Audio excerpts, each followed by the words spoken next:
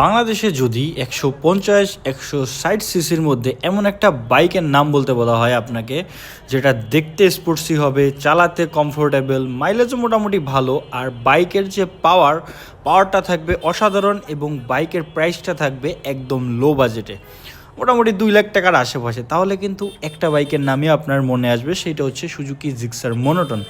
তো আজকে এই ভিডিওতে আমি সুজুকি জিক্সার মনোটন 2026 সালের যে মডেলটা আছে এইটা চালাচ্ছি, এইটা রাইড করতেছি এবং এইটা নিয়ে আমি এইটার প্রথম ইমপ্রেশন বা এইটা কেমন করছে 2026 সালে এসে, এটা সব কিছু নিয়ে ইন ডিটেলসে কথা বলবো।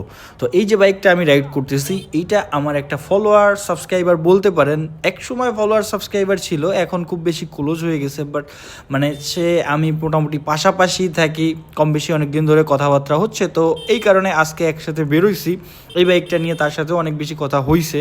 তো আমি চিন্তা করলাম যে আমার যারা ফলোয়ার্স আছে এদের ভিতর হয়তো বা অনেকে মনোটন পছন্দ করে, তো তাদের জন্য কিছু একটা করি।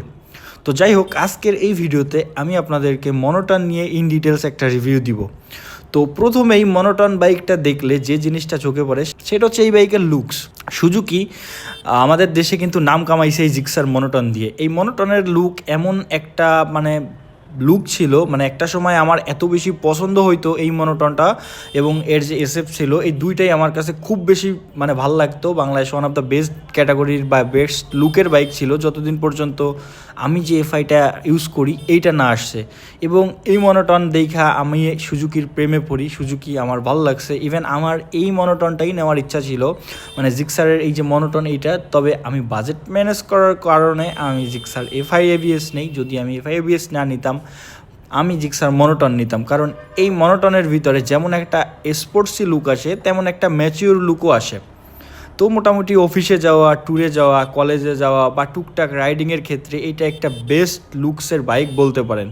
তবে হ্যাঁ, বর্তমান সময়ে এফআই বাইকটা অনেকের চোখে পড়ে, কারণ এটার লুক আরও বেশি গর্জিয়াস, আরও বেশি অ্যাগ্রেসিভ। তবে মনোটনটা one of the best look বলতে পারেন। আর সুজুকির বাংলাদেশের মার্কেট ধরার, মার্কেটে টিকে থাকার বা মার্কেট গুছিয়ে নেওয়ার মেইন হাতিয়ার ছিল এই জিক্সার মনোটন।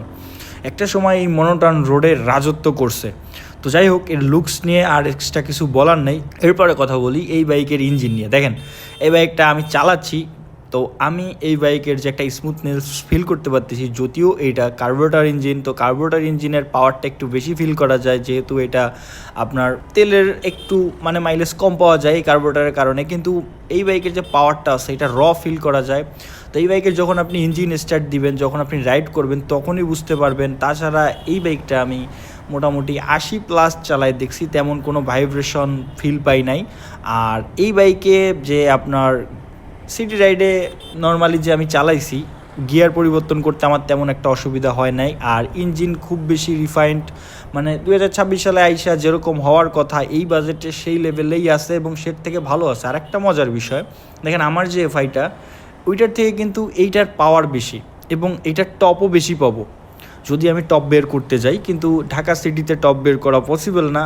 তো যে কারণে আমি কথার কথা বললাম, আমার এফআইয়ের থেকে এটার কিন্তু পাওয়ারও বেশি, ইঞ্জিনের শক্তি বেশি। তো বুঝতেই পারতেছেন এইটা ইঞ্জিন কোন লেভেলের। 2,10,000 টাকার ভিতরে একটা বাইকের ইঞ্জিন 2,80,000 টাকা বাইকের ইঞ্জিনের থেকেও পাওয়ারফুল, তা আর কি লাগে। আর এটা যে শুধু ইঞ্জিন পাওয়ারফুল এমন কিন্তু না। যেমন বাংলাদেশে দেখেন 4B বাইক, তার ইঞ্জিন কিন্তু আপনার 5 লাখ 5.5 লাখ টাকার বাইকের সাথে গিয়ে আপনার টানাটানি করতেছে সেই বাইক নিয়ে, তাও কি 5th গিয়ারে। 6 গিয়ার তো নাই 4Bতে, 5th গিয়ার নিয়ে R15 GSX-R সাথে টানাটানি করে। এই যে একটা সাহস, এটাও কিন্তু অনেক কিছু। কিন্তু 4Bর কী সমস্যা, 4B হচ্ছে আপনার যে এটা আপনার ব্যালেন্স ভালো না, ব্রেকিং ভালো না। কিন্তু মনোটন কিন্তু এমন না, ইঞ্জিনের যেমন পাওয়ার আছে বাকি সব দিক থেকেও বাইকটা বেস্ট। এরপরে এই বাইকের রাইডিং কমফোর্ট বললে মোটামুটি এই বাইকের রাইডিং সিটিং পজিশন পারফেক্ট আছে। হ্যান্ডেলও না তো খুব বেশি নিচু, না খুব বেশি উপরে। তবে আমি অনেক দিন ধরে এফআই চালাই, যে কারণে আমার কাছে একটু আনইজি ফিল হচ্ছে, বাট ওভারঅল ঠিক আছে, এটা কোনো সমস্যা না। 1-2 দিন চালাইলে আমার কাছেও এটা ঠিক মনে হবে। এরপরে আসি এই বাইকের সব থেকে মেইন পার্ট, সেটা হচ্ছে মাইলেজ। কারণ একটা বাইক কেনার সময়, আর আমরা যখন কমিউটার বাইক কিনি, তখন আমাদের মেইন টপিক থাকে বা মেইন যে বিষয়টা মাথায় থাকে সেটা হচ্ছে মাইলেজ। তো এই বাইক হচ্ছে যদি ঠিকঠাক মতো যত্ন নিতে পারেন, টিউনিং ঠিকঠাক মতো রাখতে পারেন এবং কার্বোরেটর যদি ঠিকঠাক মতো ক্লিন করে রাখতে পারেন, তাহলে বাইক থেকে আরামসে আপনি 35 থেকে 40, আর যদি আরও ভালো করে যত্ন নিতে পারেন 45 পর্যন্ত মাইলেজ পাওয়া সম্ভব। ইভেন আমি যার বাইকটা চালাচ্ছি সে 40-এর উপরে মাইলেজ পায়। তো এই বাইক থেকেও ভালো মাইলেজ বের করা সম্ভব, জাস্ট টিউনিং ঠিকঠাক থাকতে হবে, বাইকের কার্বোরেটর ঠিকঠাক পরিষ্কার থাকতে হবে, ব্যাস এতটুকুই। আর এই বাইকটা যেহেতু আপনার কার্বোরেটর যদি আপনি একটু বেশি টানাটানি করেন সেক্ষেত্রে মাইলেজ একটু কম পাবেন, এইটা মনে করেন মাইনে নিতে হবে। এরপরে আমি এই বাইকের স্টেবিলিটি নিয়ে কথা বলি। এই বাইক আমি সর্বোচ্চ 80 স্পিডে চালাইছি 2026-এর মডেলটা। তো 80 স্পিডে আমি যথেষ্ট পরিমাণ ভালো স্টেবিলিটি পাইছি, ইভেন আমার এফআইয়ের মতোই স্টেবিলিটি পাইছি।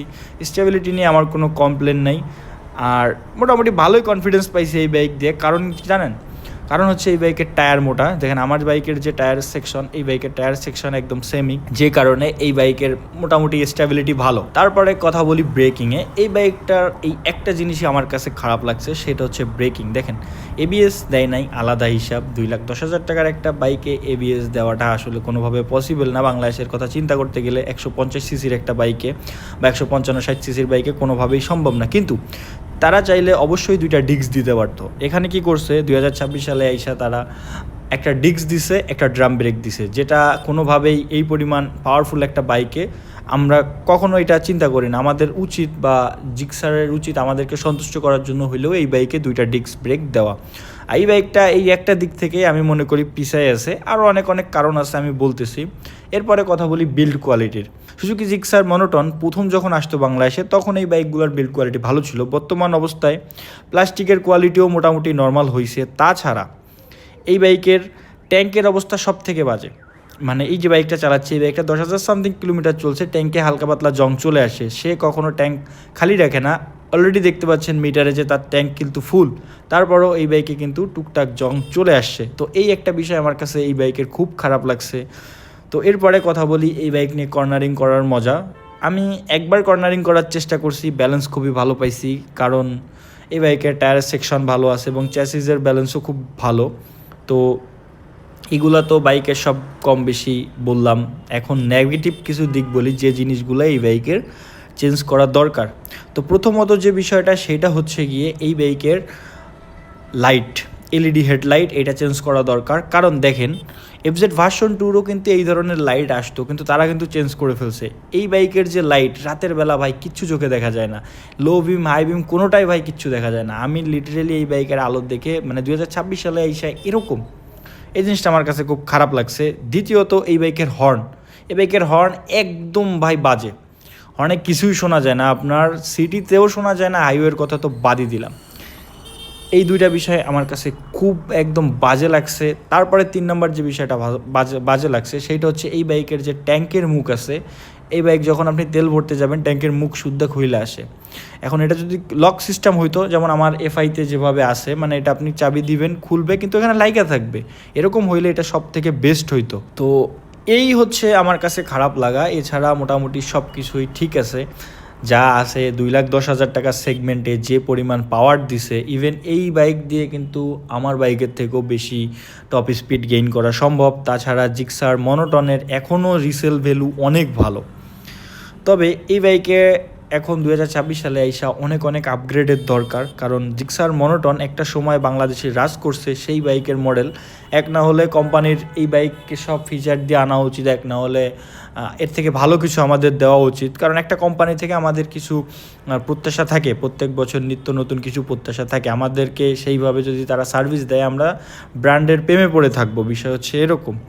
তো লাস্টে একটা কথাই বলি, এই বাইক মেনটেন্স করলে কিভাবে কতদিন ভালো থাকবে, যদি আপনি সময় মতো engine oil, oil filter, air filter, chain clean, valve clearance সব কিছু ঠিকঠাক মতো যত্ন নিতে পারেন। তাছাড়া কার্বোরেটর পরিষ্কার, বাকি যে কাজ আছে এগুলো যদি ঠিকঠাক মতো পরিষ্কার করতে পারেন, এগুলো আপনার লং টার্মে কোনো সমস্যা হবে না। তবে মনোটনের এই বর্তমানে একটা প্রবলেম আছে যে ট্যাঙ্কে জং আসা, এটা আসলে সবগুলো আসে কিনা জানি না, আমি এই রিপোর্ট শুনছি এবং আমি যেটা চালাচ্ছি এটাই আসছে। তো এই হচ্ছে মনোটনের রিভিউ। আশা করি আপনাদেরকে এই রিভিউ থেকে আমি অনেক কিছু বুঝাইতে পারছি। আর এই বাইক আসলে কে নেবেন বা কে না নেবেন যদি এটা জিজ্ঞাসা করেন, তাহলে আমি এক কথায় বলবো যারা সিটি রাইড করেন বা লং ট্যুরও করতে পারবেন এইটা দিয়ে মোটামুটি ভালোই, আর ইঞ্জিন একটু পাওয়ারফুল চান তাহলে এই বাইক আপনি নিতে পারেন। আর তবে একটা কথা সেইটা হচ্ছে যে যেহেতু আপনার 2026 সাল চলে, এখন এই বাইক কেনার পরে কিন্তু আপনার অনেক কিছু এই বাইকে চেঞ্জ করতে হবে। লাইট চেঞ্জ করতে হবে, সামনের এলইডি লাইট যেটা আছে ওইটা, হর্ন চেঞ্জ করতে হবে গেল। তারপরে আপনার ফিউচারে হয়তো বা কখনো ট্যাঙ্ক চেঞ্জের বিষয় আসতে পারে। দেখেন, কোম্পানি থেকে 1 বছর ওয়ারেন্টি দেয় ট্যাঙ্কের জিক্সার মনোটনে, কিন্তু 1 বছরের পরে গিয়ে সমস্যা হইলে তখন কিন্তু এই খরচ আপনার উপরে আসবে।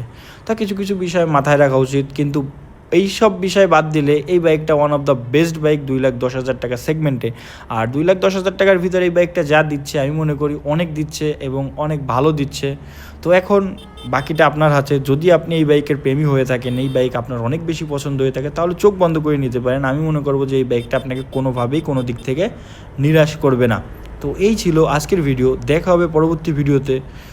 ততক্ষণ পর্যন্ত সবাই ভালো থাকবেন, সুস্থ থাকবেন, এই নিয়ে শেষ করতেছি আজকের ভিডিও।